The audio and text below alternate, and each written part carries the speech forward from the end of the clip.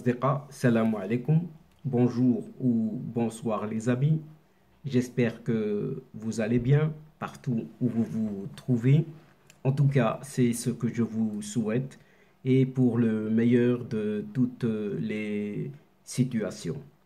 Bienvenue sur votre chaîne Bled Mararibia qui attend comme toujours vos encouragements en la partageant autour de vous et auprès de toutes vos connaissances, mais surtout en vous y abonnant le plus nombreux possible pour y être informé des dernières nouvelles de l'actualité et ce en toute primeur. Merci de nous recevoir chez vous et parmi vous une nouvelle fois. Cette 232e vidéo vous propose votre ce qui fait débat habituel, c'est-à-dire tout simplement ce qui fait la petite discussion entre nous à chacune de nos rencontres. Et comme désormais vous le savez, votre CQFD se consacre à cette actualité nord-africaine pour vous la résumer très brièvement, modestement, en quelques petits mots. Après avoir abordé dans une précédente séquence vidéo, numéro 229, intitulée Ces ex-tolards et anciens fugitifs au pouvoir en Algérie, le présent CQFD, donc celui-ci, se consacre à un ancien article qui est toujours d'actualité, aujourd'hui et qui s'est déjà penché sur cette question qui demeure toujours posée actuellement. En effet, oui, qui dirige vraiment cette Algérie? Et là, c'est un gros point d'interrogation.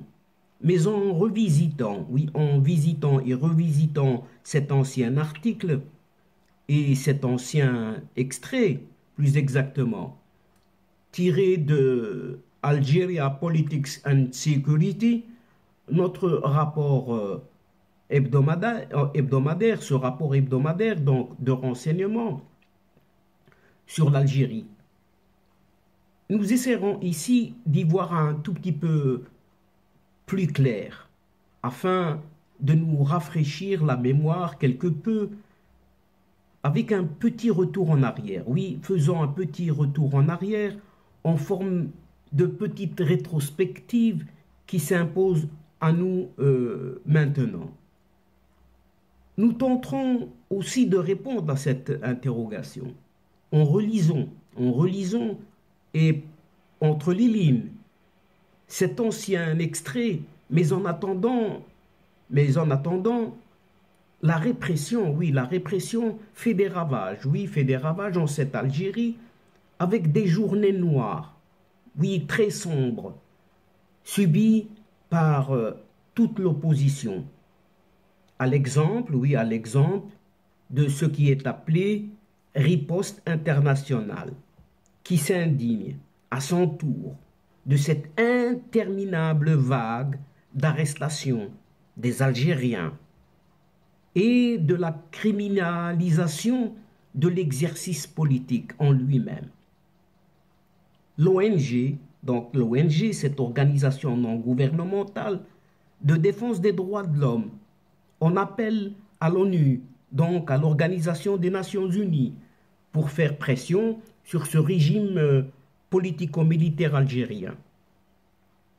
À titre d'illustration ici, juste un tout petit exemple. Le directeur de l'information de leur agence, cette APS, eh bien ce directeur qui était numéro 2 de cette agence de presse gouvernementale algérienne, eh bien ce directeur est incarcéré depuis au moins 4 mois à la prison de Qléa dans la wilaya de Tipaza. Ce journaliste a été arrêté Manu Militari? Eh bien, pour une simple petite raison, Mais avant d'être arrêté, et au moment où il était arrêté, sa maison a été perquisitionnée par les services de sécurité, pourtant qui travaillaient avec lui, et placé ensuite en détention provisoire par cette même justice, pour avoir uniquement, vous savez quoi, partagé et commenté sur les réseaux sociaux un dessin, un petit dessin de presse, une caricature jugée hostile et attentatoire à cette intégrité morale de l'institution militaire en Algérie. On ne badine pas avec elle, non, on ne badine pas du tout. Mais au fait, oui, revenons-en à cette question, mais au fait, qui dirige vraiment cette Algérie? Car même cette Algérie est dans un état effectif de loi martiale non déclarée. Et l'on s'interroge encore.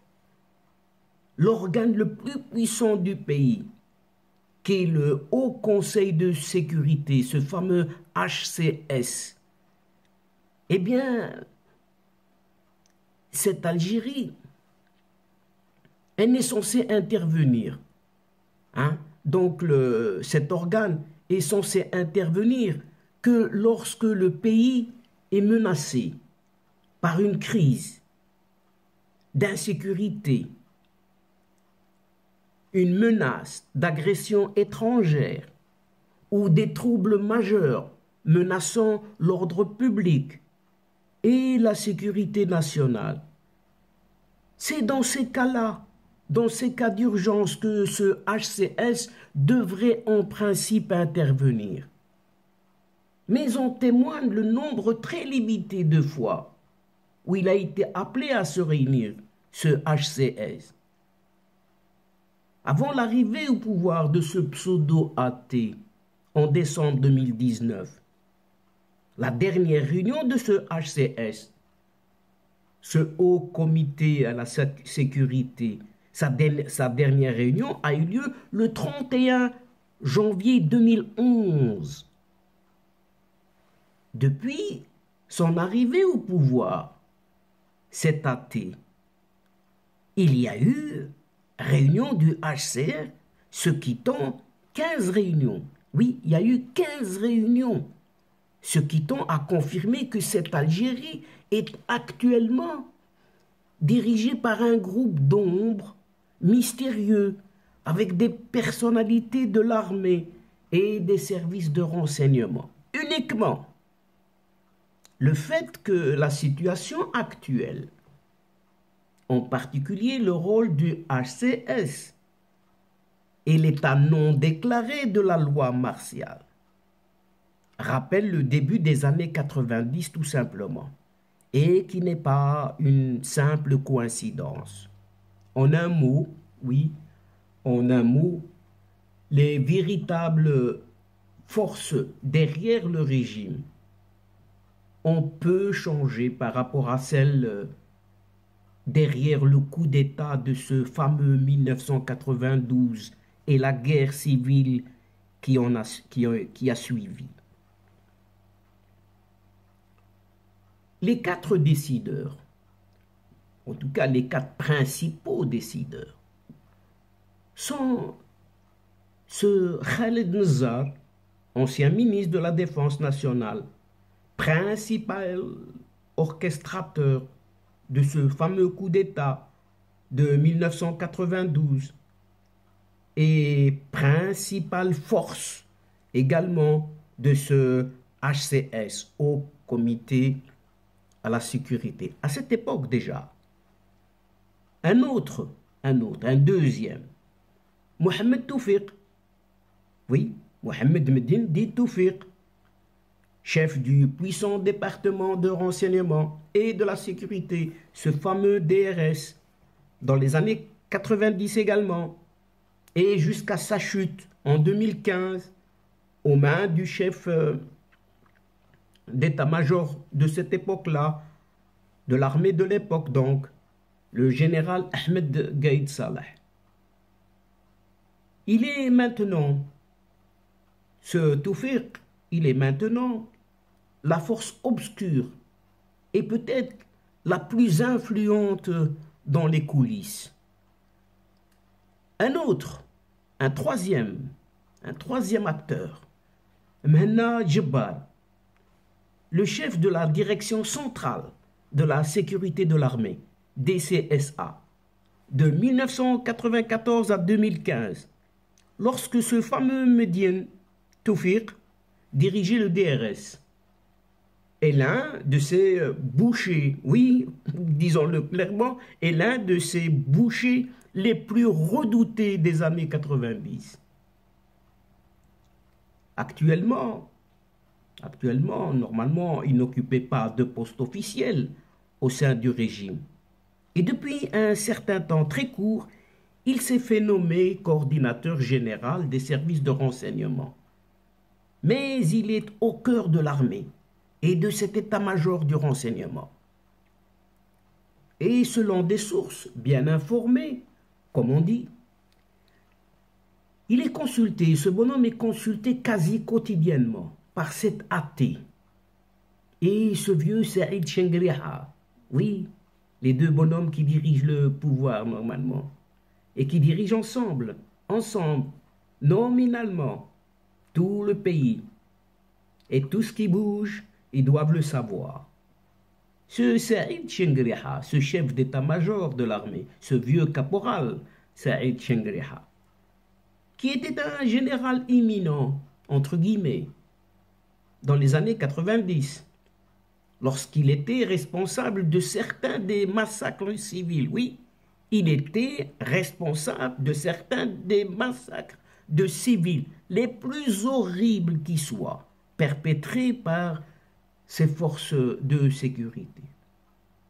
Donc à ces quatre-là qu'on vient de citer, à ces quatre-là qui dans le langage algérien actuel, eh bien on ouvre et on ferme les guillemets tout de suite, ces quatre-là ont du sang sur les mains.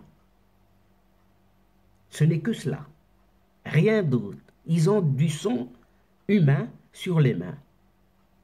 En plus de cela, il y a plusieurs colonels voyous et généraux de rang intermédiaire.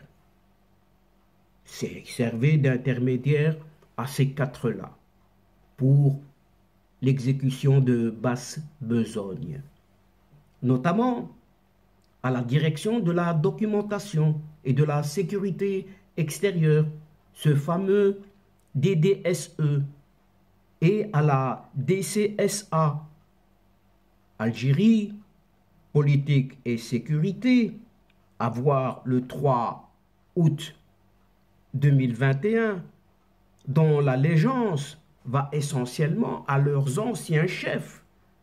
Et les anciens chefs, que sont Mohamed Medien Di Toufiq et ou Mhenna Djebbar. Donc les quatre hommes que nous venons de citer, désormais tous, à la fin des années 70 et 80, à l'exception de ce vieillard de Saïd Chengriha, ont réussi à se réadapter efficacement à des postes de pouvoir et d'influence.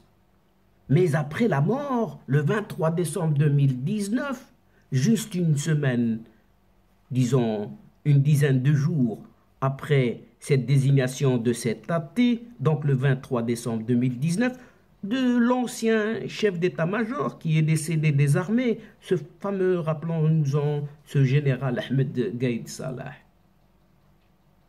Et selon les mêmes sources, toujours les mêmes sources, tous ces gens-là, comme on dit de nouveau, ils sont animés par la crainte qu'en cas de renversement du régime d'une manière ou d'une autre, par le Hirak par exemple, ou d'autres forces encore de ce type, ils soient susceptibles, en langue algérienne, encore une nouvelle fois, d'être suspendus et pourquoi pas jugés et condamnés.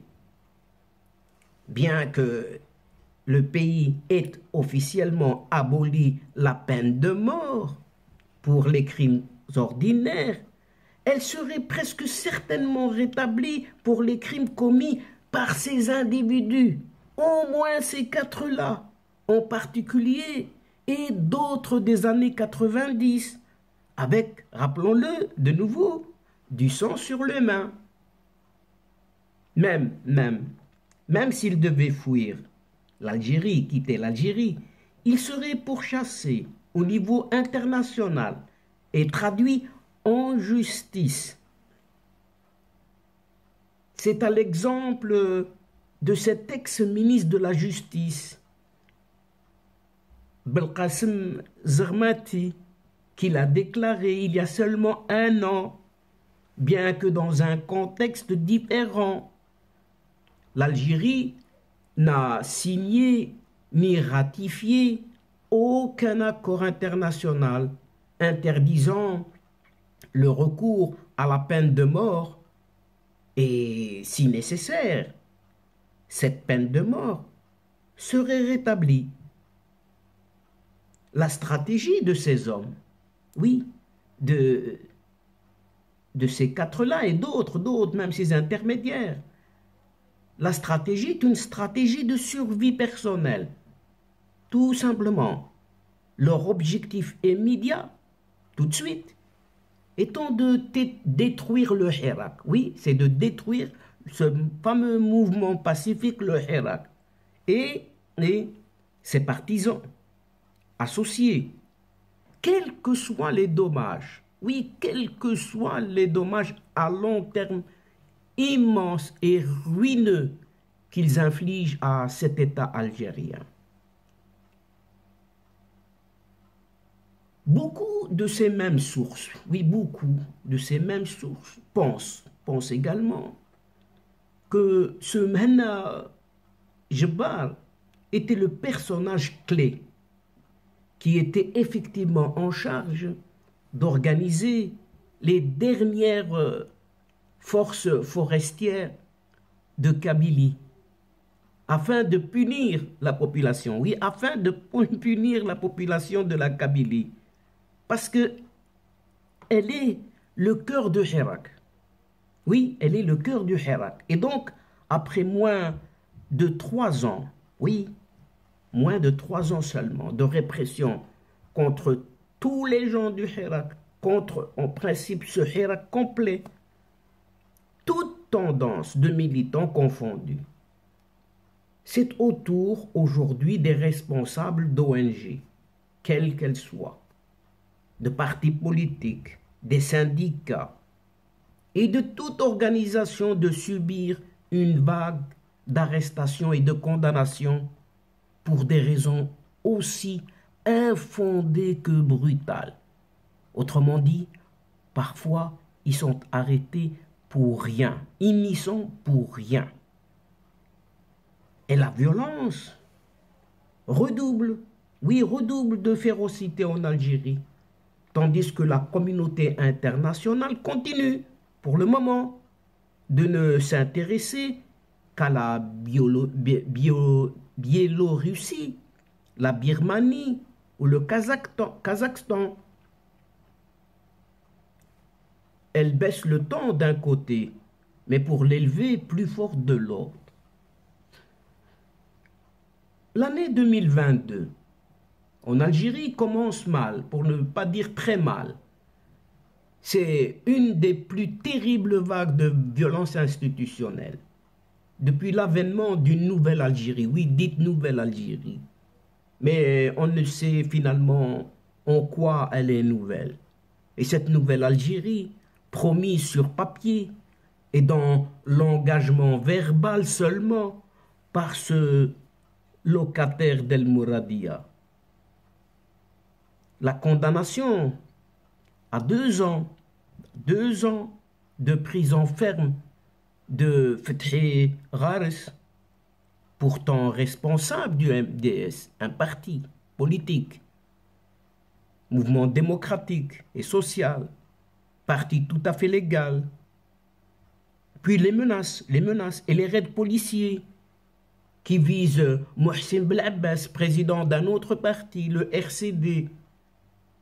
Pourtant, ce RCD est un vieux parti de 33 ans. Les pressions exercées sur le PST, encore un, l'UCP, le RJPA, et la liste est longue, ainsi que la dissolution brutale. RAJ, une association de jeunesse, sont les derniers indicateurs flagrants d'une accélération à une vitesse bébé prime de cette répression tous azimuts sans qu'aucun recours ne soit possible. Toutes ces opérations, oui, toutes ces opérations d'intimidation, d'arrestation et de condamnation à l'œuvre depuis ce mouvement Hirak, et particulièrement ces derniers mois, ces derniers jours, éloignent l'espoir démocratique né en février 2019, rappelons-le, et préfigure une aggravation de la situation déjà très insupportable aujourd'hui. La société algérienne vit une véritable purge que rien ne peut justifier. Et tout indique que la justice aux ordres va poursuivre ses procès cyniques et instruit à charge qu'elle va violer impunément la Constitution, qui garantit pourtant le libre exercice de la vie politique. Ni les cercles associatifs, ni le monde politique partisan, ni le secteur syndical ou journalistique, ni les militants des droits humains ne sont épargnés ici. La moindre action hors système, hors de leur système qu'ils ont instauré, ou contre les méthodes intolérables de celui-ci, de ce système, la moindre publication ou prise de parole sur les réseaux sociaux sont considérés comme des actes séditieux, délictueux, puis punis aveuglément. Et la violence touche toute la société, oui, toute la société, et s'accompagne d'une situation économique qui met à genoux le plus grand nombre des Algériennes et des Algériens, classe moyenne y comprise. Mais près de 300 prisonniers, oui, 300 prisonniers d'opinion uniquement, d'opinion, croupissent en prison, avec des jugements iniques sur des dossiers vides, mais complètement vides, ou parfois même préfabriqués par les services de sécurité de l'État. Et les perquisitions se multiplient à gogo et violent tous les droits élémentaires, pourtant consacrés par cette même constitution que ce système a établie. La volonté du régime algérien d'écraser toute forme d'organisation qui ne lui est pas soumise se manifeste de jour en jour de façon arrogante et défiant aussi bien l'opinion nationale qu'internationale. Si ce régime politico-militaire algérien agit de manière aussi violente et sans scrupules, c'est parce qu'il compte sur le silence habituel des instances internationales, quitte à le répéter ici, et sur la discrétion des médias européens et nord-américains surtout. C'est pourquoi il est à chaque fois lancé un appel solennel aux instances onusiennes et africaines, pourquoi pas, ainsi qu'au Haut Commissariat des droits humains, pour qu'ils réagissent, enfin, urgemment, afin qu'ils enjoignent les autorités algériennes de mettre fin à ces vagues de violence qui violent tous les textes internationaux signés et ratifiés par cette même Algérie. Et chers amis, à titre de petit exemple et d'illustration ici, pour terminer cette séquence, pour conclure cette séquence, le numéro 2, oui, le numéro 2 de cette même APS qui est au service de ce régime Eh bien, le numéro 2, depuis 4 mois, eh bien, il croupit à la prison de Orléans parce qu'il a commenté tout simplement un dessin hostile aux généraux, plutôt aux caporaux, sur les réseaux sociaux. Et rien que cela, oui, rien que cela. C'est un film, vous me direz. Eh bien, c'est cela. C'est une affaire qui a été totalement étouffée par les services de sécurité et les magistrats qui sont complices. Il s'agit effectivement d'un dossier judiciaire dont aucun élément n'a jamais pu fuiter et la direction générale de cet APS s'est bien gardée de l'ébruiter, contrairement à d'autres informations inutiles pour le pays.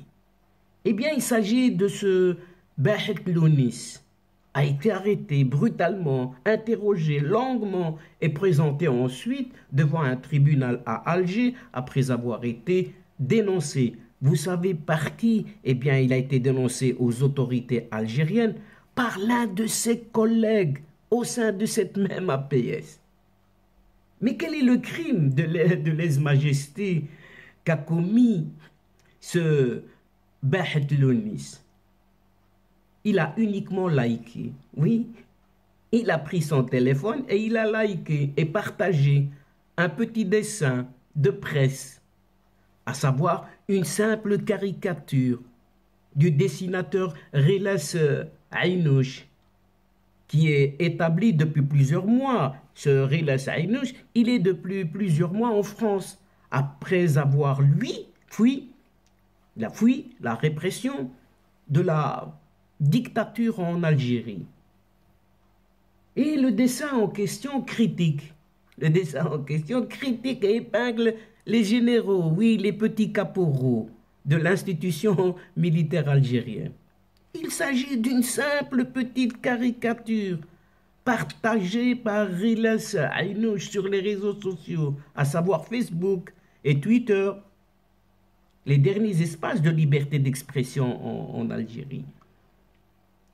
Le journaliste, ce fameux journaliste, et haut responsable quand même, haut responsable de cet APS, Bahet Lounis, a mis tout simplement un petit like, la petite main au pouce levé, et un commentaire sur ce dessin de presse. Il a rajouté un petit commentaire, peut-être sans signification. Une démarche qui va offusquer et scandaliser l'un de ses collègues. Oui, un de ses collègues qui travaillait juste à côté de lui. Et ce collègue avait jugé utile d'avertir les services de sécurité afin de dénoncer un acte de trahison. Oui, un acte de trahison. Liker un message sur un réseau social est un acte de trahison. En un temps record, oui, en un temps record, la machine judiciaire et sécuritaire s'est mise en branle pour broyer ce Bahet Lounis. Et Bahet Lounis est même soupçonné de connivence. Vous savez avec qui? Eh bien avec les lobbies marocains, parce qu'il était auparavant le correspondant de cette APS au Maroc, à Rabat et Casablanca en 2011. Et la vie de Bahet Lounis a basculé, voilà.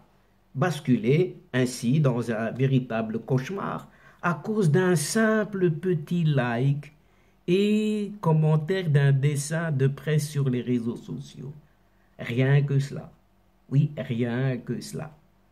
C'est une affaire finalement inédite et extravagante qui ont dit long, qui ont très très long sur la dimension totalement affolante et irrationnelle que revêt depuis plusieurs mois la répression massive des libertés fondamentales en Algérie, si on peut l'appeler ainsi, liberté en Algérie, par le pouvoir aux commandes du pays. Et ça en dit long, oui, ça en dit long sur ce régime politico-militaire qui dirige cette Algérie. Et donc, chers amis et chers adeptes de la chaîne, c'est ici que prend fin cette séquence en prenant congé de vous. Mais néanmoins, nous espérons vous retrouver très très bientôt avec un grand plaisir pour vous relater d'autres thèmes, d'autres histoires lors de prochaines vidéos de votre Ce qui fait débat ou ce qui fait tout simplement la petite discussion entre nous. Un tout grand merci pour votre confiance, votre fidélité et votre patience, mais surtout de nous écouter jusqu'au bout et de nous suivre et de suivre les séquences vidéo de votre chaîne. Mais, ne nous oubliez pas de nous aider mutuellement en vous y abonnant, très nombreux, de faire abonner vos connaissances, vos alentours, partout où vous vous trouvez. Surtout, n'hésitez pas à partager au grand maximum autour de vous les séquences vidéo de votre chaîne. Pour ma part, il ne me reste plus qu'à vous dire au revoir, chers amis. Al-Asdiqa, salam alaikum wa rahmatullahi wa barakatuh. À la prochaine fois et à bientôt. إلى اللقاء في حصة أخرى إن شاء الله. مع السلامة.